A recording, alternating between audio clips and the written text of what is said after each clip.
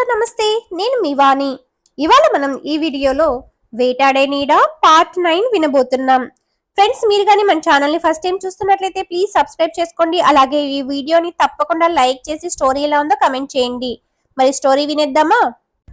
అతను ఇచ్చిన విభూతిని తీసుకుని భర్త ఉన్న గదిలోకి వెళ్తుంది పార్వతమ్మ. ఎప్పుడూ లేని విధంగా నిద్రలో కూడా భర్త ముఖం చికాకుగా ఉండడం గమనించింది. పాపం, ఇందాక కలిగిన భ్రమ వల్ల చికాకు పడ్డట్లు ఉన్నారు అనుకొని సాధువు తనకి ఇచ్చిన విభూది పొట్లం తెరిచింది. ఆ విభూదిని భర్తకు వాసన చూపించి నొసటికి రాస్తే ప్రశాంతంగా నిద్రపోతారని భావించింది. పొట్లం తెరవగానే ఆ విభూది వాసన ఏదో తేడాగా అనిపించింది ఆమెకి. ఇందాక తనకు వాసన చూపించిన విభూది ఇది కాదని గుర్తించింది. పొట్లాన్ని తన ముక్కు దగ్గర ఉంచుకొని వాసన చూడగానే ఆమెకు స్పృహ తప్పి ఏమండి అని అరుస్తూ కింద పడిపోయింది. నిద్రలో ఉన్న శంకర శాస్త్రికి తనకు ఇందాక కనిపించిన వికృతమైన ఆకారం మళ్లీ కనిపించింది. ఈసారి ఆ ఆకారం కాషాయ వస్త్రాలు ధరించి తన ఇంటి వైపు వస్తోంది. నిద్రలోనే అసహనంగా అటూ ఇటూ కదిలాడు శంకర శాస్త్రి. ఇంతలో భార్య పెట్టిన కేకకు అతనికి మెలకువ వచ్చింది. లేచి చూసేసరికి తన మంచం పక్కన నేల మీద అచేతనంగా పడి ఉంది అతని భార్య పార్వతమ్మ. ఆమె చేతిలోంచి జారిపడ్డ పొట్లంలోని విభూది నేల మీద చెల్లాచెదురుగా పడి ఉంది. దూరం నుండే ఆ విభూది నుండి వింతైన తీయటి వాసన వస్తోంది. క్షణాల్లో విషయం గ్రహించాడు ఆయన. ముక్కు మూసుకుని తన ఉత్తరీయంతో కింద పడ్డ విభూదిని తుడిచి దూరంగా విసిరేశాడు. తర్వాత ఫ్రిడ్జ్ లోంచి చల్లటి నీళ్లు తెచ్చి ఆమె ముఖం మీద చల్లాడు. కానీ ఆమెలో చలనం లేదు. వేగంగా ఇంట్లోకి వెళ్లి ఒక ఉల్లిపాయను అడ్డంగా కోసి ఆమె ముక్కు వద్ద ఉంచాడు. ఆ ఘాటుకు ఆమెలో స్వల్పంగా కదలిక వచ్చింది. అమ్మయ్య, ఇక ప్రమాదం లేదు. స్పృహ రావడానికి మరికొన్ని గంటలు పట్టవచ్చు, కానీ ప్రాణాపాయమైతే లేదు అని నిశ్చయించుకున్నాడు. తరువాత కళ్ళు మూసుకొని తీక్షణంగా ఆలోచించాడు. ఇంతవరకు ఇది కేవలం దెయ్యం చేసే పనిగానే భావించాడు. కానీ ఇప్పుడు ఆ దెయ్యానికి మనుషుల సహకారం కూడా ఉన్నట్లు అతని ఆలోచనకు అందుతోంది. కాసేపు అలాగే ఆలోచించి ఉంటే అతనికి జరుగుతున్న విషయాల పట్ల స్పష్టత వచ్చేది. ఇంతలో వాకిట్లోంచి భగవతీ భిక్షాందేహి అన్న కేక వినబడింది. వచ్చింది ఎవరో అర్థమయ్యింది శంకర శాస్త్రికి. ఒకసారి పూజ గదిలోకి వెళ్లి ఆంజనేయ స్వామికి దండం పెట్టుకొని నిర్భయంగా తలుపు తెరిచాడు. ఇందాక తనకు కలలో ఊహలో కనిపించిన వికృత ఆకారం ఎదురుగా నిల్చుని ఉంది. మహారుద్రుడి మీద ఆన, నీకేం కావాలి, నిజం చెప్పు అన్నాడు శంకర శాస్త్రి. వికృతంగా నవ్వాడు ఆ వ్యక్తి. నాకు ఆ సుమంత్ గాడి ప్రాణం కావాలి. అతన్ని కాపాడాలనుకున్న విశాల్ ప్రాణం కూడా కావాలి. తాటాకు మంత్రాలతో నన్ను అడ్డుకోవాలి అనుకునే నీ ప్రాణాలు కూడా కావాలి అంటూ భయంకరంగా నవ్వాడు ఆ ఆగంతకుడు. పరమేశ్వరుని కటాక్షం ఉన్న వ్యక్తిని నేను. నా పుట్టుకే ఒక శివాలయ ప్రాంగణంలో జరిగింది. నన్ను నువ్వు ఏమీ చెయ్యలేవు. అంతేకాదు, సుమంత్ను కాపాడుకుంటా ఆపలేవు అన్నాడు శంకర శాస్త్రి. వికటహట్టహాసం చేశాడు ఆ వ్యక్తి. ముందు నీ భార్య ప్రాణాలు కాపాడుకో, తరువాత దేశాన్ని ఉద్ధరిద్దూలే అన్నట్లు కాలేజీకి వెళ్ళిన నీ కూతురు దీక్ష క్షేమంగానే ఉందా? ఒకసారి ఫోన్ చేసి కనుక్కో అని చెప్పి క్షణాల్లో అక్కడి నుంచి వెళ్ళిపోయాడు ఆ వ్యక్తి. ఇంట్లో నుంచి బయటకు వచ్చి రోడ్డుకు రెండు వైపులా చూసిన శంకర శాస్త్రికి అక్కడ ఎవరూ కనిపించలేదు. వెంటనే ఇంట్లోకి వచ్చి తన కూతురుకి ఫోన్ చేశాడు. కానీ ఆమె ఫోన్ స్విచ్ ఆఫ్ చేసినట్లుగా వస్తోంది. మిన్ను విరిగి మీద పడ్డ నిబ్బరంగా ఉండే స్థితప్రజ్ఞుడు అయిన శంకర శాస్త్రి ఆ క్షణంలో ఉద్వేగానికి లోనయ్యాడు. ఇక్కడ మామిడి తోట దగ్గర అచేతనంగా పడి ఉన్న భర్త ఒకవైపు, బయట నుండి కేకలు పెడుతున్న గోవర్ధన్ ఒకవైపు, వీటికి తోడుగా హోరుగాలి, వర్షం. భర్త గుండెలపై చేయి వేసి చూసింది సావిత్రి. గుండె చాలా బలహీనంగా కొట్టుకుంటోంది. ఆమె కళ్ళు నుంచి నీళ్లు జలజలా రాలాయి. స్వతహాగా డాక్టర్ కావడంతో క్షణాల్లోనే తమాయించుకుంది. భర్తకు తనే సిపిఆర్ చేయడం ప్రారంభించింది. ముందుగా అతని చుబుకాన్ని పట్టుకొని తల కాస్త వెనక్కి వాల్చింది.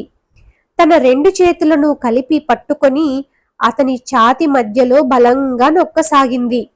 అలా నిర్విరామంగా 2 నిమిషాల పాటు చేయడంతో అతను ఊపిరి తీసుకోవడం ప్రారంభించాడు. ఇక ధైర్యం వచ్చింది ఆమెకి. ఇంతలో బయట నుండి గోవర్ధన్, మొగుణ్ణి అయితే బతికించుకున్నావు, మరి ఐసీయూలో ఉన్న నీ కూతురు సంగతేమిటో అంటూ అరిచాడు. తరువాత అతను దూరంగా వెళ్ళిపోయినట్లు అడుగుల శబ్దాన్ని బట్టి అనిపించింది ఆమెకు. 2 చేతులతో ముఖాన్ని పట్టుకొని బిగ్గరగా ఏడ్చేసి, భగవంతుడా, ఎందుకు నాకు ఈ కష్టాలు? ఎవరికి ఏ అపకారం చేయలేదే, ఎవరు మమ్మల్ని ఇలా వెంటాడుతున్నారు అంటూ ఆక్రోశించింది. ఊరుకోండమ్మా, అయ్యగారికి ఏమీ కాదు అంటూ ధైర్యం చెప్పాడు షణ్ముగం.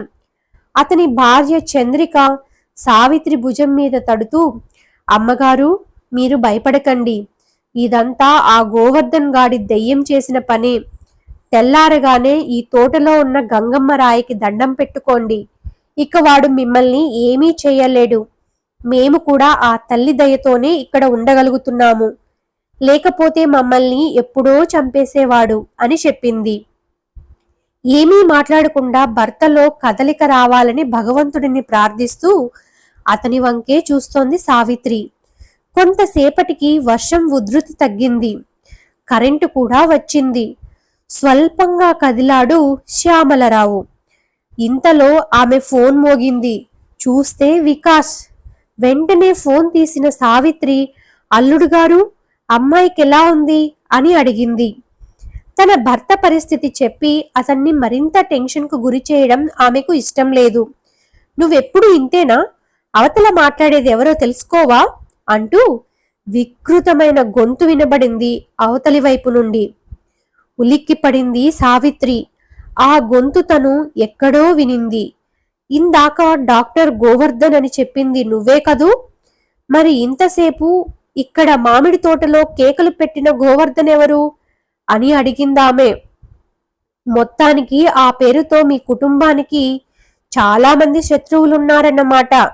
అదంతా నాకెందుకు గాని, నీ కూతురు మాత్రం ఐసీయూలో ఉంది, చచ్చిందో బతికిందో తెలీదు అని వికృతంగా నవ్వుతూ ఫోన్ పెట్టేశాడతను. కళ్ళు గిర్రున తిరిగాయి సావిత్రికి. కానీ వెంటనే తమాయించుకుంది.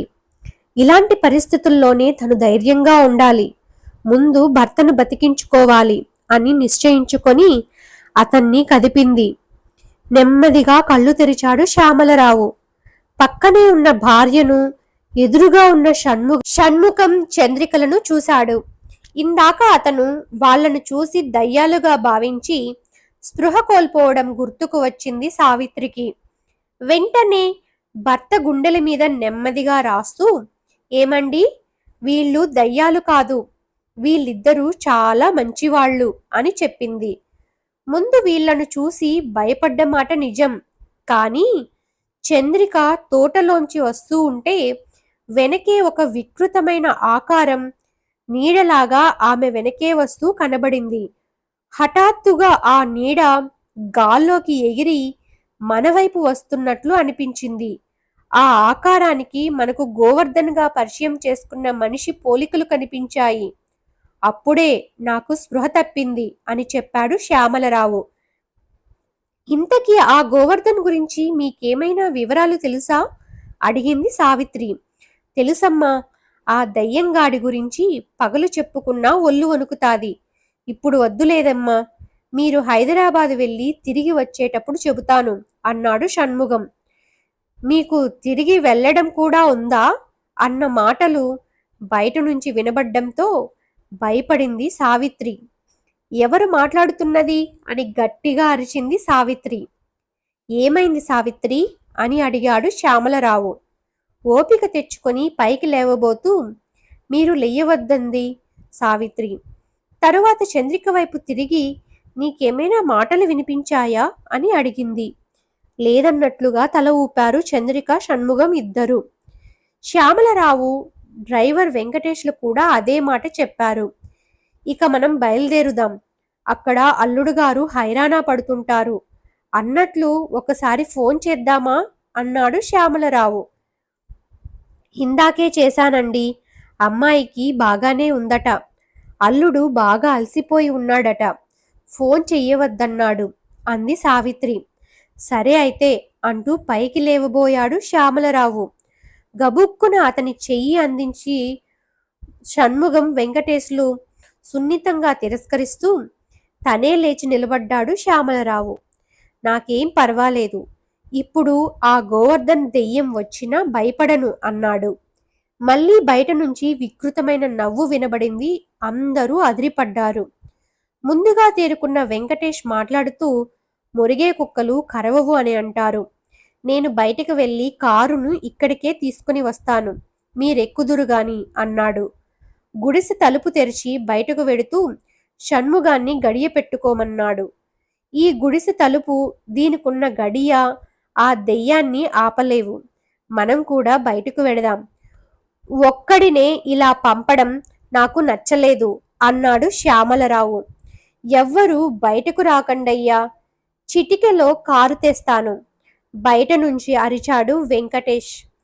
కొద్ది క్షణాలకే అతడు కారు లోపలికి తేవడానికి వీలుగా గేట్ బాగా తెరిచాడు. ఆ శబ్దం విన్న అందరూ తేలిగ్గా ఊపిరి పీల్చుకున్నారు.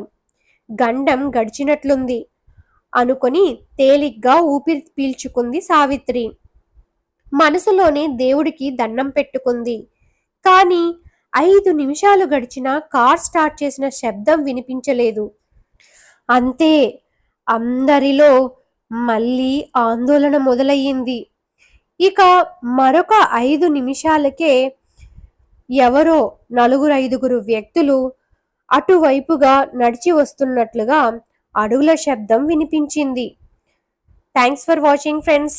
Please subscribe my channel. అలాగే ఈ వీడియోని తప్పకుండా లైక్ చేసి స్టోరీ ఎలా ఉందో కమెంట్ చేయండి. నెక్స్ట్ పార్ట్ని త్వరగా మన ఛానల్లో అప్లోడ్ చేస్తాను. Thank you once again.